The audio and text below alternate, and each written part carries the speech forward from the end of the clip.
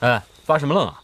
快收拾包啊！天一亮可就出发了。想来想去，总觉得自己真是太窝囊了。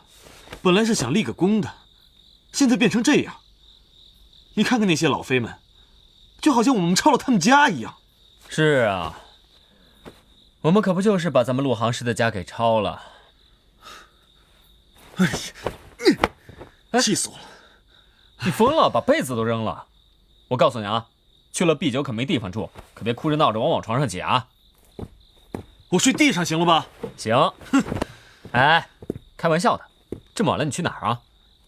出去走一走，待在帐篷里面憋死了。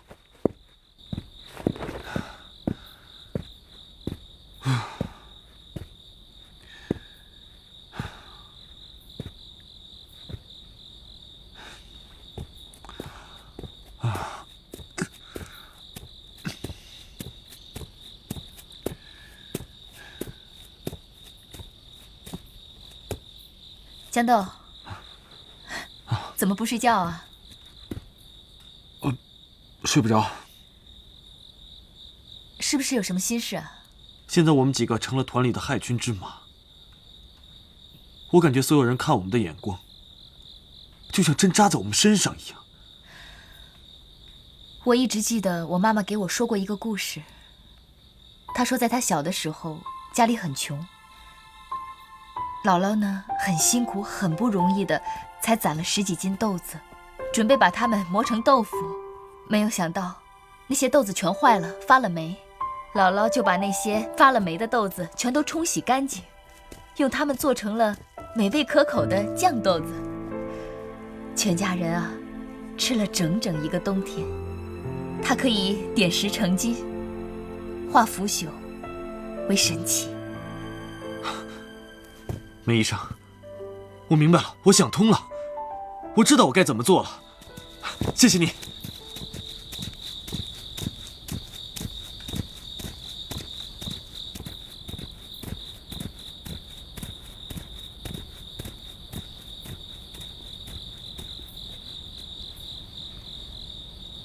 一到晚上，我看着天上的星星，我就想念星星了。怎么跟绕口令似的？哎，梅医生，能不能跟我透露点隐私啊？什么隐私？星星。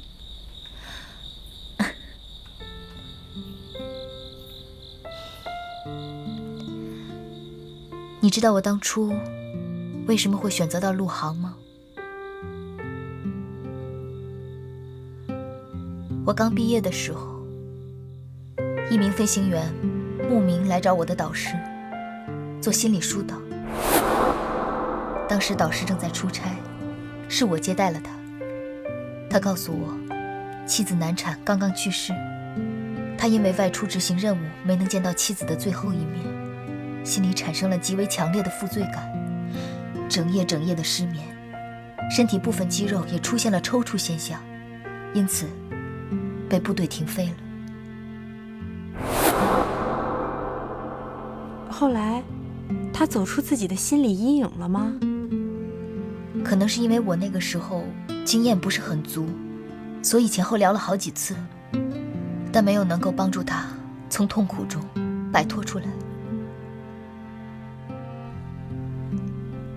那他是不是再也没有复飞了？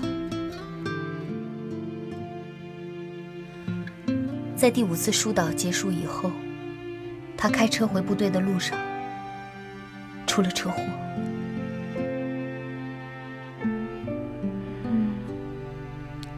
这么说，你觉得你对这场车祸负有责任？每当我想起那个飞行员说他自己是个孤儿，一想起这些，我就挺难受的。后来我去了趟医院，看到了他留下的那个孩子，是个女孩，很漂亮。我看到她的第一眼，就做出了一个决定，我要收养她，我不能让她变成一个孤儿，我要把她当成我自己的女儿一样，把她抚养成人。你是说星星？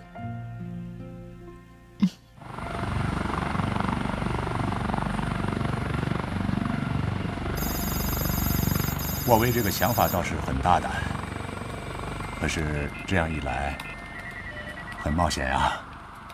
可是只有这样，才能争取战场的主动权。与其疲于奔命，还不如放手一搏。报告，进来。报告，团长、大队长，我不同意转场。说说你的理由。B9的地形条件远远不如我们现在的起降场，转场肯定在敌人的预料之内，而且大规模的转场更容易暴露目标。哦，你的意思就是我们待在原地不动，给敌人当活靶子呗？当然不能让敌人打，场肯定是要转的。我说你小子是思维混乱吧？啊，一会儿转一会儿不转的，到底转不转？团长，我们可以用假转场来掩护战术意图，按兵不动。接着说。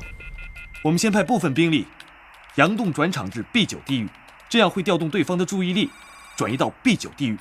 敌人不是傻子，你这样做，早晚会暴露的。对，没错，他们肯定会发现，但是在他们察觉之前，有一个短暂的战机。那这个短暂的战机，就是我们的机会。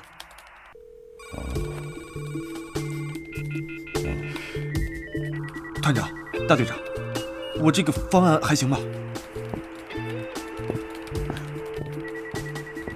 你带的这些兵啊，你和我的可都是一个模子里刻出来的啊！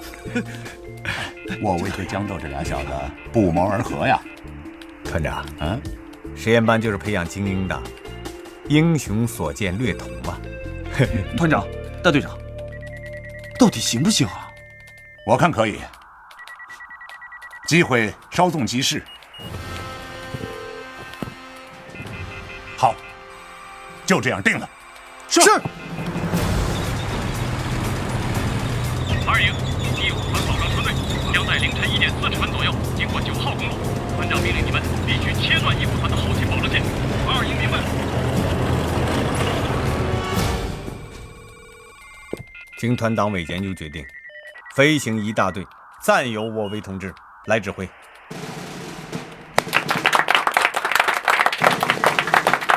诸位，到！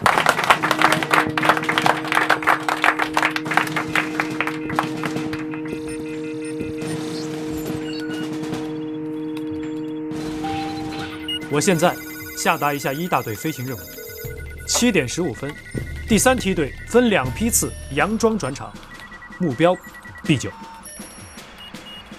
第1梯队白羽齐星机组。是。哎，5点，给你发言了。我？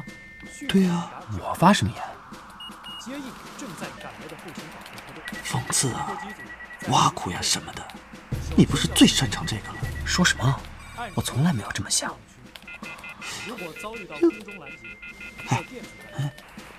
老大第一个当上了指挥官，你就没有什么反应？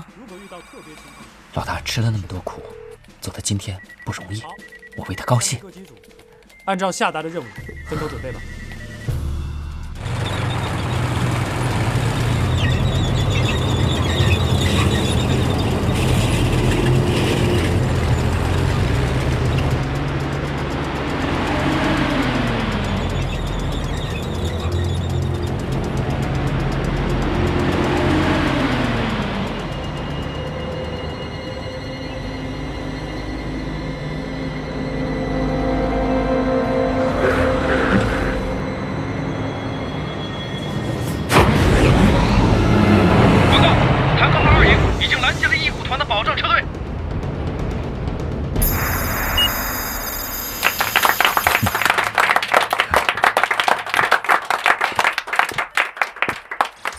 团长，1虎团转场的目的地应该就在这一片区域之中。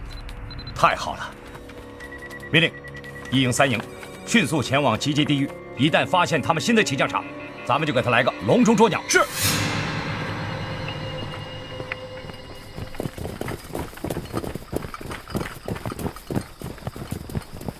我说你够清闲的。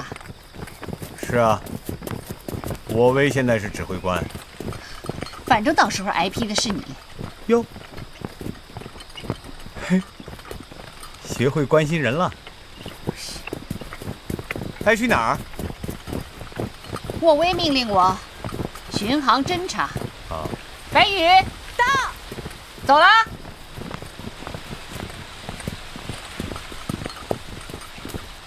大队长，走了啊。一定要完成任务。放心吧。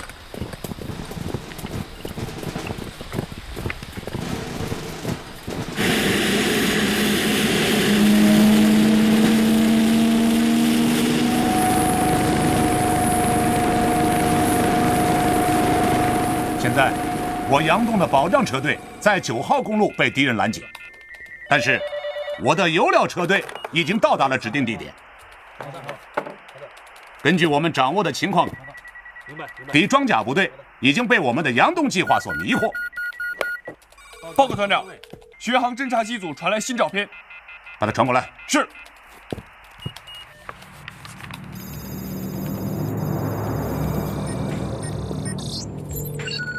哎，发现装甲机群了！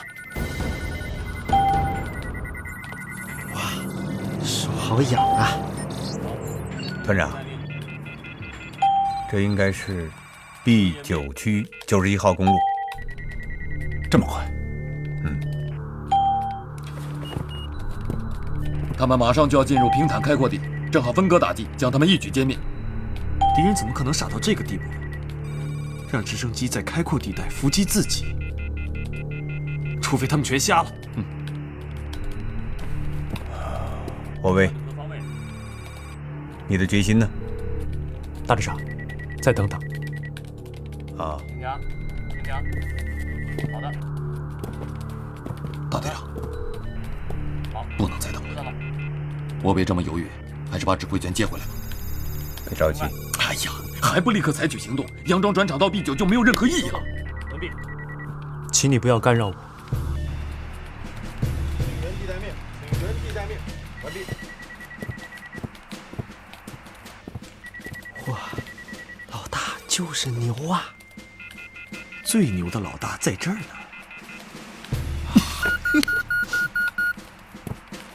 报告团长，截获敌坦克团发给上级的2张图片。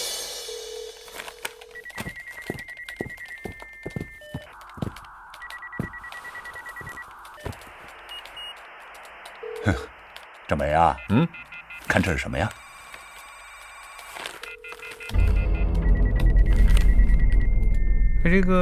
这不是星象图吗？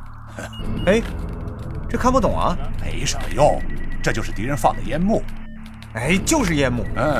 哎，那个谁，江豆，你对那个星象很了解，你研究研究。这是什么呀？请原地待命。给他带一份，背上。待命。是。要是能把对方的雷达全都给打掉就好了。关怀说的没错，现在当务之急就是要让敌人装甲部队所有的眼睛瞎掉。大队长，又想玩什么花样？大队长，我明白了，你是要采取当年以色列对付埃及的战术，夺窃雷达。对，只要把敌人的雷达阵地搞掉，那么再多的坦克也不过是地上的铁皮盒子。我看我们可以搞一个毒刺行动，去刺瞎敌人的眼睛。团长，我报名。哎，我报名，我也报名，我也报名，我也报名。坐下。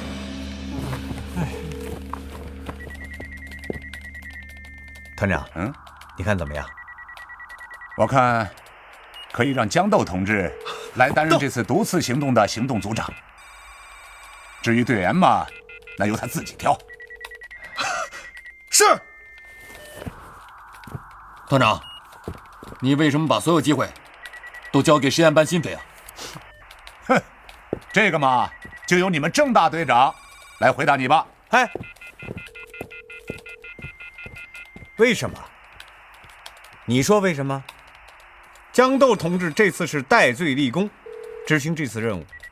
如果江豆同志执行的这次任务圆满完成了，那就扯平了；如果没完成，在这次演习未结束的以后日子里头，这里头所有卫生由你来打扫。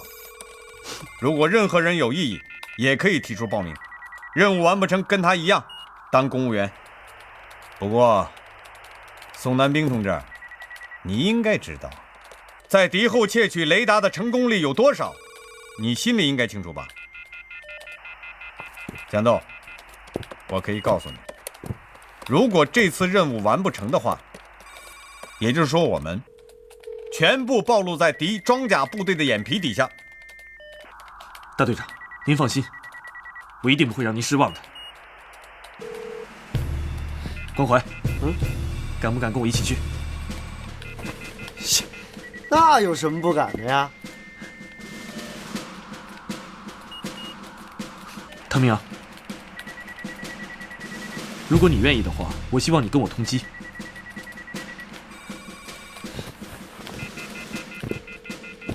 这么有意义的事，怎么能少了我呢？是吧？江豆同志说他需要我的配合，所以我觉得我没有什么推辞的好理由。宋机长，我希望你能参加我们的行动小组。啊？对，在飞行经验上来讲，你是我在义虎团最敬佩的。我们需要你的帮助来完成这次任务。好吧，反正我是一把老骨头了，爱往哪儿办随你便喽。啊，大队长，我还需要特种大队、工兵大队的配合。没问题。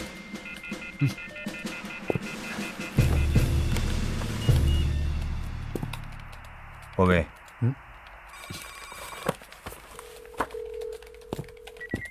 你看怎么样？团长、大队长，来，你看，根据奇星白羽传回来的照片，在我团野战起降场以东12公里处发现敌装甲车2辆。我根据车号来判断，应该是敌人的对空武装雷达侦察车。所以，当我们的飞机一起降的时候，敌人对我们的行动就会了如指掌，甚至有被击中的可能。这么说，独自行动根本没有办法实施了？也不是完全没有可能性。装甲兵的雷达在近地面是会有盲点的，所以江豆，来，当你们的飞机起飞后，一定要向西绕一个圈子，尽量躲开敌人的侦察和火控范围，明白吗？老大，谢谢你。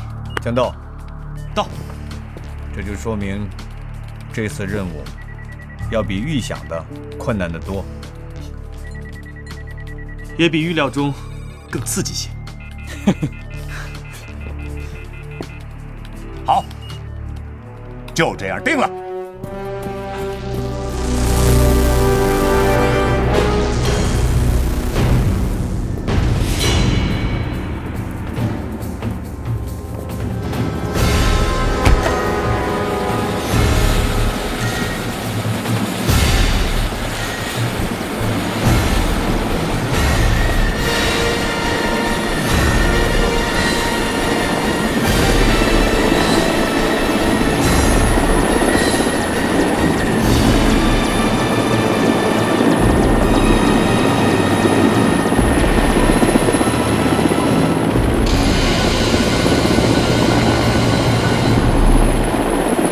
大队长，你这又是执行什么任务啊？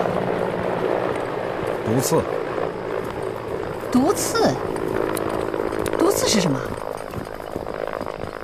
你是不是老飞啊？连毒刺都不知道？去你的！这跟老飞有什么关系？哎，老大，你觉得我们这次任务完成的怎么样？很好。你现在是不是有一种背叛的感觉啊？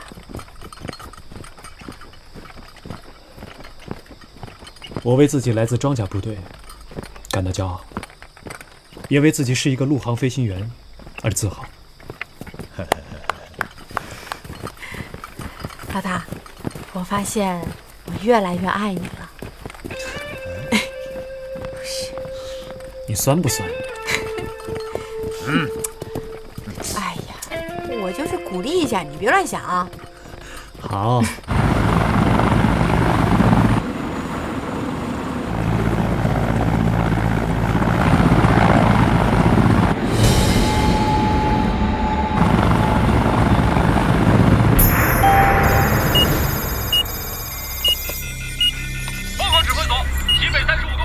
发现不明热源，建议锁定会议室顶缸直升机，完备。收到，严密跟踪目标。是时候了，关掉总发。是。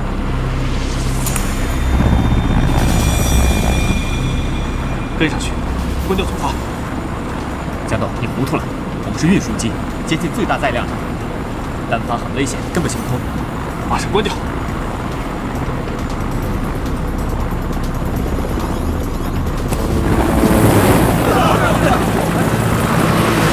江豆，你疯了！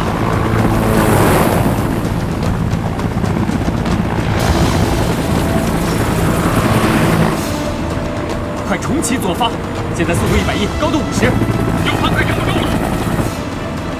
这么紧张干嘛？没看我正在损失高度来增速吗？这都20米了，还有个狗屁高度！我是组长，也是机长，一切听我指挥，要不惜一切代价完成任务。这是真机对抗，不是游戏。我什么游戏都愿意当真。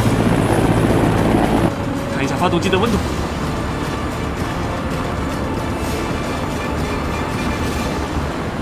已经降到安全范围。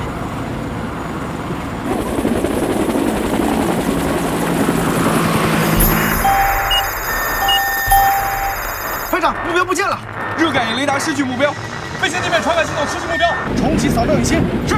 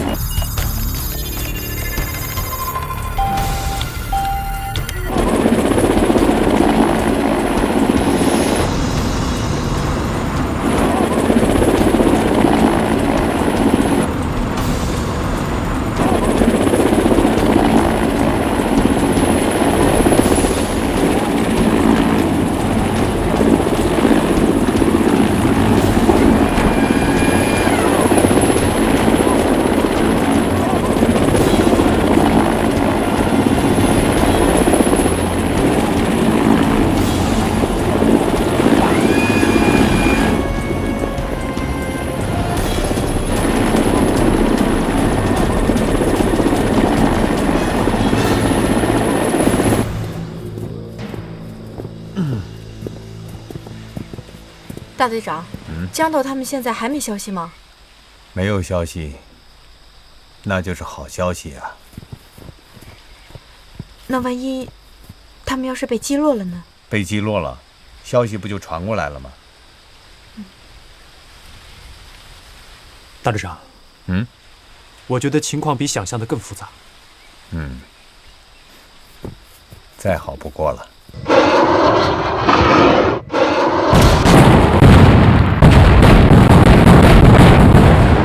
报告团长，我甲雷达站被敌陆航部队摧毁，雷达数据处理机被敌窃取。其实就是一块带了主板的倒马硬盘，关键是里面还附赠了一块好使的定位仪。不管我们的客人走得再远，只要我这么轻轻一点，别说你是贴地飞行，就算你把直升机变成汽车开，也逃不出卫星的掌心。来吧，快把我们领到你们的基地去吧。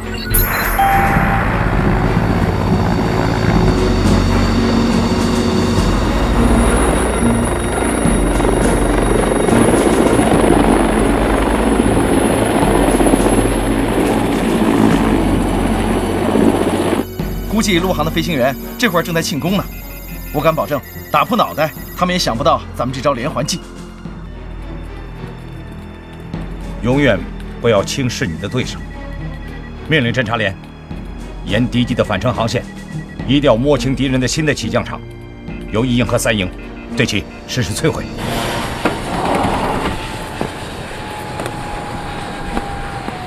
豆哥，5点，雷达处理机搞到手了吗？机舱里搁着呢。真的？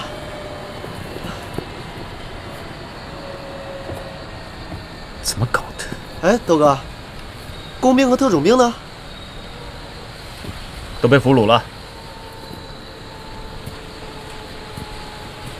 战斗，为什么不按计划打？我们又掉人家陷阱里去了。什么陷阱？雷达站是假的，处理机也是假的。装甲这帮人是有病还是有瘾呢？啊，天天上空城计有意思吗？搞什么演戏，还不如直接去拍电影去呢。江东，先不管是不是中介，赶紧帮忙，停在这里太危险了。是，赶紧撤。拿着，给我。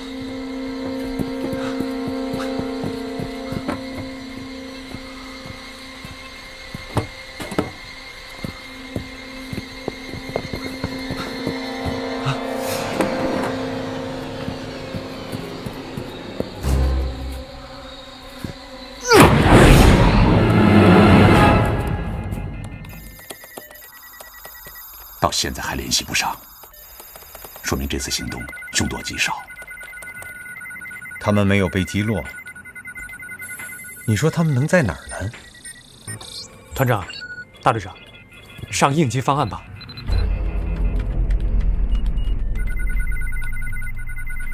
好，不等了。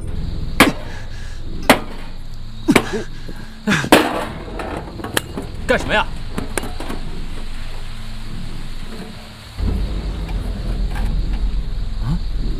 这是什么？高精度定位仪。怪不得你们能躲过导弹，他们是根本不想击落你们。本来想回团里庆功的，哎呀，这下好了，咱们有幸的成为敌人的诱饵了。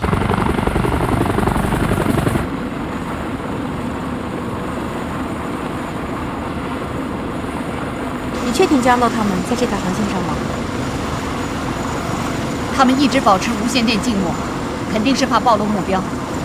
一旦暴露目标，敌装甲部队就会知道咱们假转场的企图。那他们一定是在返回途中迫降了。对，不能再等了，要么趁天黑前返航，要么就杀一个回马枪，把他假雷达站给他端了。现在还不是时候。那你说，要等到什么时候？我也不知道。你不知道？你不知道，你当个屁组长！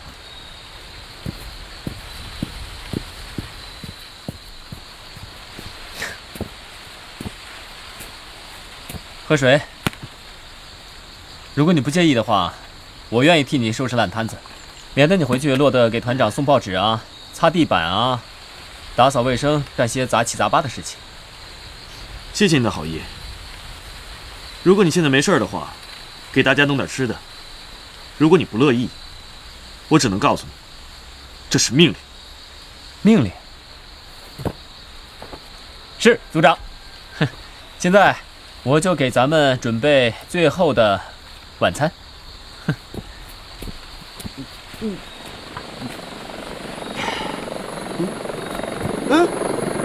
哎，我们的人来了！看，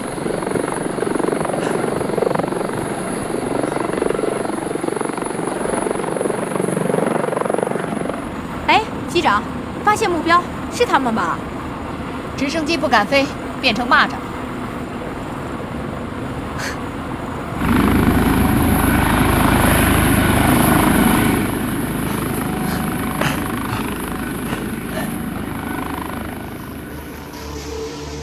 他们之所以不敢返航，是怕被我们跟踪暴露。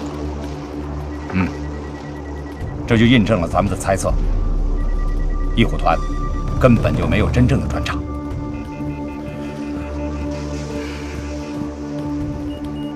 命令：1营和3营向集结地域开进，5小时内做好一切进攻准备。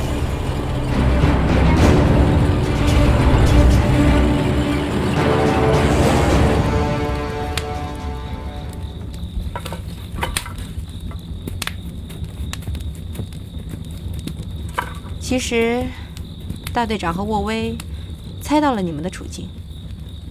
下午我们出发的时候，他就说，你们要真的失踪，那就好了。开始我还觉得是开玩笑，现在想想，其实他是另有所指。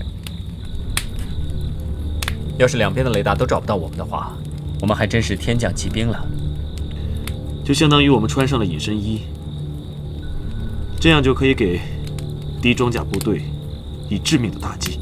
如果按你们说的，他们的机柜里装有定位仪，那我们的行动不全都被他们掌握了吗？齐议长，你放心，我们已经想好对策了。只要这个定位仪在我们手里，我们就等于牵住了他们的鼻子。你们纯粹是自娱自乐呀！啊，就算你是一颗激光制导导弹，也得有目标啊。咱们现在啊，就像无头苍蝇，进退不得。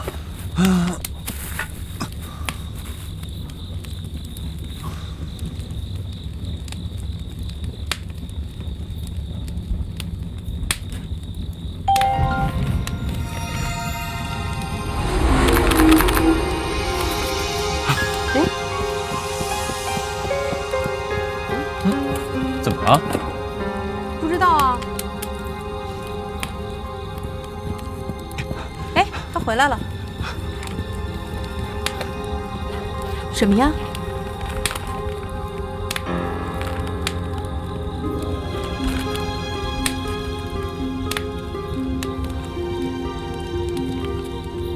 谁有笔？我有。给。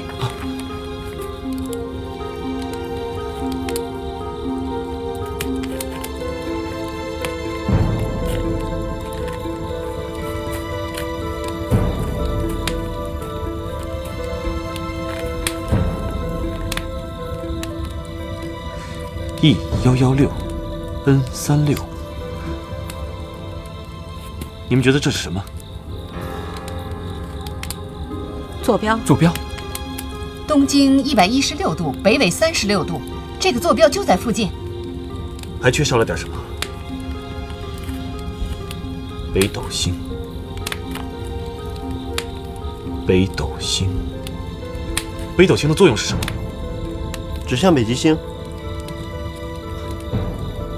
对，没错。古人就是用北斗星来确定北极星的位置。北极星，北极熊。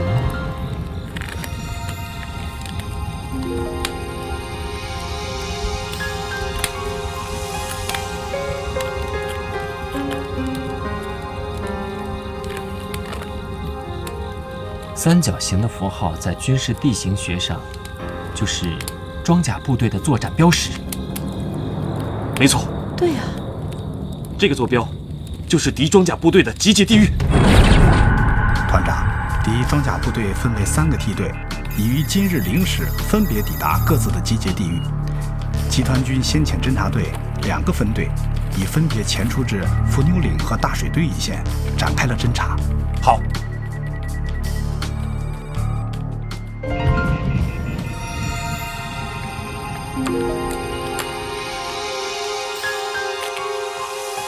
果然是西北方向，我敢肯定，1000%敌装甲部队的指挥中心就在这里。你怎么那么肯定？宋机长，你还记得那个装甲车队是从什么方向开过来的吗？西北方向。对，就是西北方向。太对了，真正的雷达站就在他们的指挥中心。所以呢，当我们实施夺窃的时候，他们就很从容地设置了一系列的陷阱。不过，这反倒证明了我目前的判断是对的。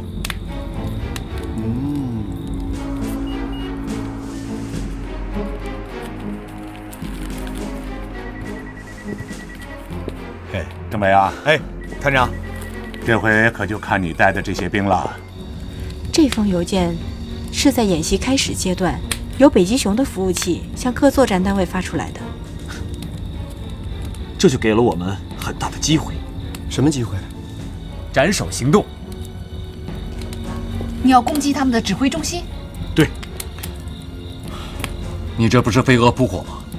就算那里真是他们的集结地域、指挥中心，那肯定是重兵把守。就凭咱这2架武装机再断不全，怎么躲过他们的雷达和防空火力网？就是啊，硬闯的话必寡无疑啊。我看行，出其不意嘛。他们觉得最安全的地方，可能更有机会。对呀，好大的便宜啊！雷达呢？雷达怎么办？怎么才能不被他们发现呢？定位仪可以转移他们一部分注意力，可是想要进入他们指挥中心上空而不被察觉的话，从理论上是不太可能的。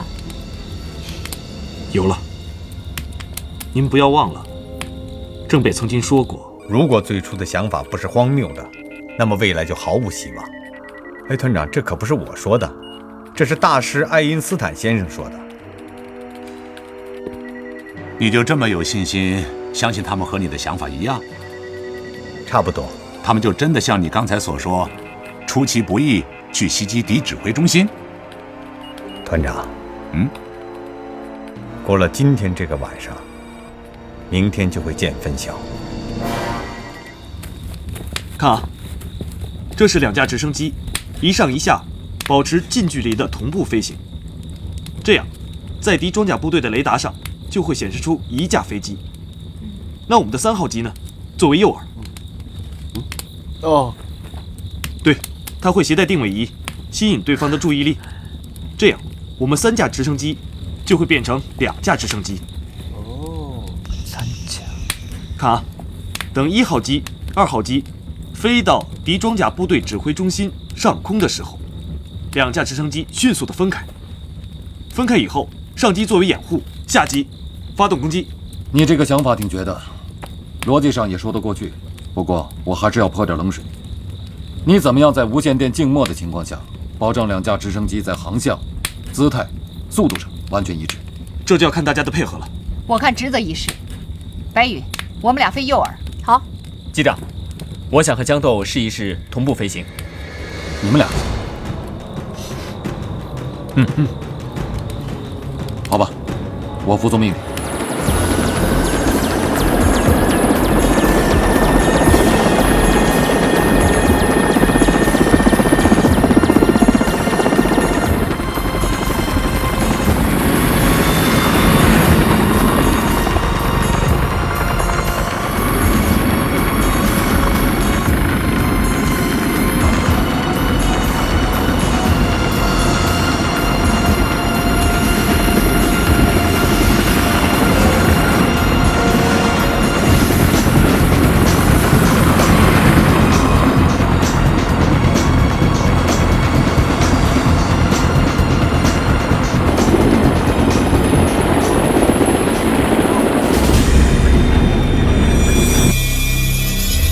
团长，发现2架直升机正向我指挥所方向飞来。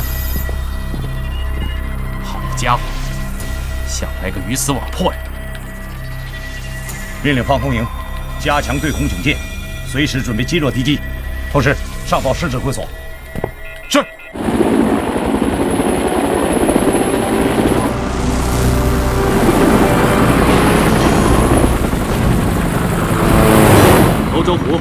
欧洲虎注意，到达预定地域。报捷，欧洲虎收到。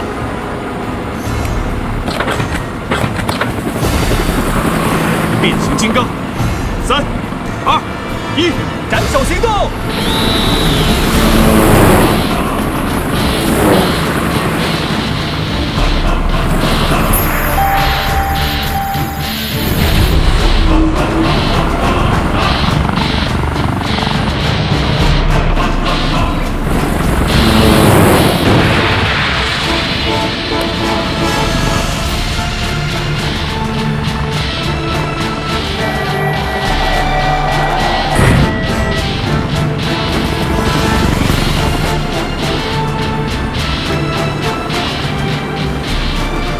锁定目标。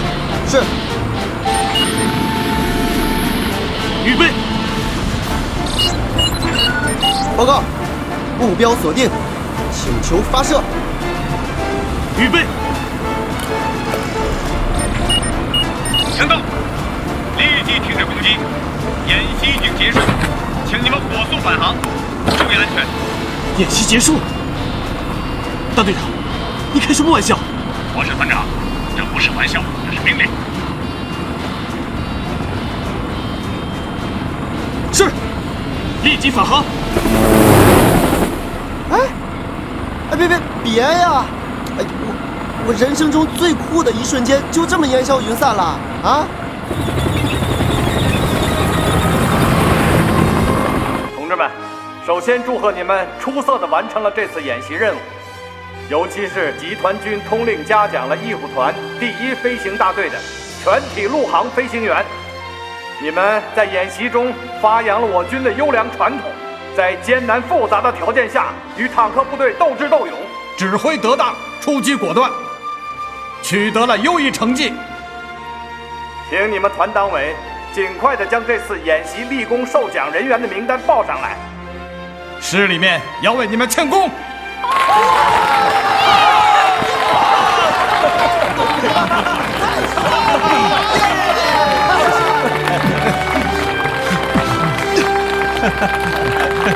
战斗，来，我要为你们机组庆功。同志们，静一点！哎，就在10分钟前，我接到集团军的通报，在我国西南地区发生了强烈地震。中央军委命令我陆航部队要不惜一切代价，火速赶往灾区救援。我希望你们继续发扬我军英勇顽强、连续作战的作风，坚决完成这一光荣任务。党和人民考验我们陆航部队战斗力的时候到了。